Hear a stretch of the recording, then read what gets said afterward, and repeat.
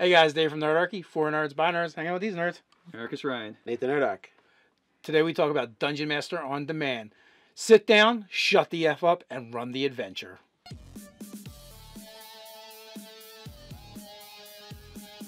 Jump down the description below where you can find Nerdarchy, the newsletter, game weekly tips, as well as learn how to game with Nerdarchy. So I was trolling through Facebook and I came across one of the 5e groups and there was a DM talking about how basically the players were trying to dictate to her how to run the game, how they should DM, and basically that they were kind of there to the DM's job is kind of there to entertain them and run the rules the way they believe they should be run. Now, and the DM's like, I put in hours upon hours into my prep time. I make maps, I make handouts. I love all over my campaign world. Is this really what I should expect from D&D and playing with a gaming group? So a good DM who does all that prep work and puts so much care into it can find another group in about all of 5 minutes if you live in a major metro area. But if you don't, it might be tougher. But yeah, so and I've seen this idea as well. Also, sometimes you'll see people, you'll see GMs kind of complain about the fact that they do 90% of the work, right? Yeah, which is largely true. It's a worky sort of hobby. I mean, you can have more light prep sessions and figure out ways to shortcut a lot of things. There's a lot of things that you think that matter that ultimately don't really detract from somebody's fun if you didn't do that. But that being said, I've seen people counter that with, well, fuck you, the players are just as important, and blah, blah, blah, you can't play this game without the players, right?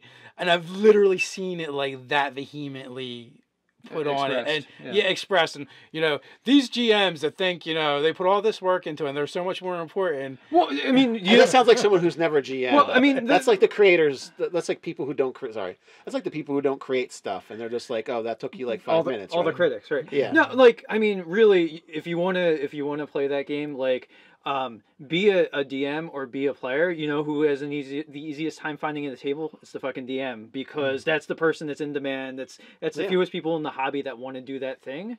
So they do take on the lion's share of the work, and they probably love doing it. Those people that GM love doing it, love facilitating the fun, but it's about their fun too. Yeah, and that's exactly what this video is about. Whose fun at the table matters, and the answer to that is everyone's, right? Yeah. And we've definitely, as we've grown as players, as GMs, we've definitely moved into this territory where this is a collaborative storytelling effort. We've given more and more agency to our players the more we play. We let them make things up in the game and create things, and actually enjoy little pieces of what the DM likes to do, behind the screen. I also think it's also probably a good way to introduce other players to the concept of maybe running the game themselves by going, oh, look, here's some things to play with, and they might be just enough to be like, oh, I want to do that more. Some starter micro decisions, yeah, exactly. So really, ultimately, everybody's responsible for the fun at the table. Everyone's responsible for contributing in a meaningful way. And if you don't have players that aren't, and they think it's all on the GM, it's kind of bullshit. And I've fallen into the trap of taking it all on myself. The more I've explored this hobby online, the more ideas I've been opened up to. And I'm like, you know what? I was such an idiot. That's true. The whole idea, every single new campaign, I had to figure out how to get 6 to 8, maybe 9, 10 players and together as a group. And it had to make perfect sense as a story. And then someone online says something to me like, yeah, just tell them they tell you how they're together. Yeah. Like, oh my god, it's fucking genius. That's amazing. You could also too take the fiasco play sets. Lloyd Collins ran this sort of Viking campaign, and there's a fiasco play set that is of a Viking nature, and so basically there's these D6 rolls or whatever that tell you in relation to other players how you all interact and know one another. So the dice determined how we were related to one another, and that's helpful for people who aren't into kind of that much agency. I don't know how everybody wants to be. I mean, it's also an interesting thing of a thing that you might, a mechanic to cue into something you might not have thought of before. Yeah. So that's cool. There's a lot of modern role-playing games that really delve into this area. Fate does it as well a lot too. Actually in the Dresden Files Fate game, so the idea is you play in a city or the city doesn't actually have to be a city, but they call it a city, right? And part of the play session is building the city together. Right. You know, so the players actually have that much agency, and then there's always like these connecting points. And I feel like there's probably a ton, if you're playing 5th edition Dungeons and Dragons or a D&D style game, there's probably a ton of modern games that you could steal these concepts from. And a quick Google search will probably bring up a bunch of options. Well, I mean, that being said, like the Apocalypse World engine and / Dungeon World, where they derive that from, it's a lot of like, oh, you know this knowledge, this arcana. How do you know it? So that's sort of the very idea of the players putting a lot of the details out there for you is a very Apocalypse World sort of idea. And what this does is this turns the game into far more of a collaborative experience where you and the players are working together. And there used to be this very old school grognard mindset of you against the players. Mm-hmm. And that might be part of like that idea too, of that the DM's responsible for all this other stuff, you know, and the players all the just antagonism. show up. Yeah, and the players just show up and play their characters. Yeah. But, you know, that's definitely not how we've taken things in our gaming table. I mean, how you do it's up to you, but it creates a much smoother and a more enjoyable experience, I feel like, when everybody's involved, everybody's participating in at least some of the work, coming up with ideas, contributing. And at the end of the day, like, if it becomes work for the DM, and it's not enjoyable anymore, they're not going to DM for you anymore, and then you're going to have to find another DM. And so this idea that the onus is all on them isn't going to fly. Yeah, I mean, there's definitely certain room for a more monolithic vision. If it's like the idea is you're going to turn this into a product, like maybe if you're building like a world that you're like, okay, this could be a campaign setting I'm going to launch, I would probably want a lot more control over that. But then again, leaving room for player feedback, and then when you go to final edit, actually make the product, like, yeah, that didn't really fit.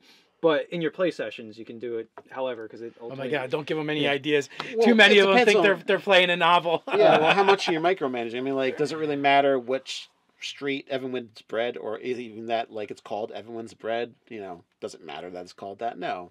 So, player can make that up. What street is his own? Player can make that up. Yeah. What's the blacksmith's name?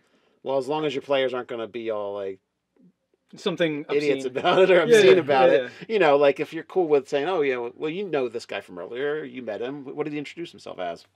Yeah, but I mean, if you're playing a serious campaign and then like you put that out for the players and like, yeah, there's chulo goblins that live in the ghetto. like no, I don't want to do that. Have wagons up on blocks and that's where the session 0 and the social contracts come into play though. That's where you guys, if that's not the kind of game you're playing and people do that, they're breaking those contracts that you've already set out there. So hopefully... That are signed in blood. You gotta sign them in blood or they're 9-binding, right? You're our barrister. I heard so, yeah. LARPing as barrister, I believe so. Yeah. Well, yeah, exactly. You know, firstborn soul, whatever it takes.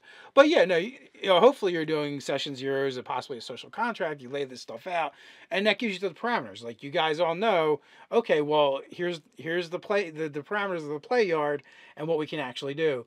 You know, cholo goblins are on the other side of the fence. Sorry, or that's actually what we're shooting for, and anything too serious is on the other side of the fence. Right. Yeah, it's whatever's going to be fun for your group, and again, that goes back to, you know, the idea of this shared experience and everyone having fun in the game and not just playing one person's vision. And frankly, right from that mindset of it's the DM's job to sit down, shut the fuck up, and run the adventure, kind of kills that when you have, you know, all these different players that might have different ideas of what fun is, and you only have this one vision that's going to guide it all. What's going to happen when you have that is you're going to have players derailing the campaign and turning your game possibly into a chuckle fuck, or turning your chuckle fuck into a serious game. You know, whatever you didn't want, because they're bored with what's going on and they never had any they never had any input. So like the players that feel that way may actually even just be sabotaging their own games. Hey guys, head down to the comments. Let us know what you think. How do you guys handle it in your game? Do you have one tyrant to rule them all, or you guys share the experience? Let us know, and while you're at it, like, share, and subscribe. Find us over on Instagram. You can also patronize us in a good way over on Patreon. So until next time, stay nerdy.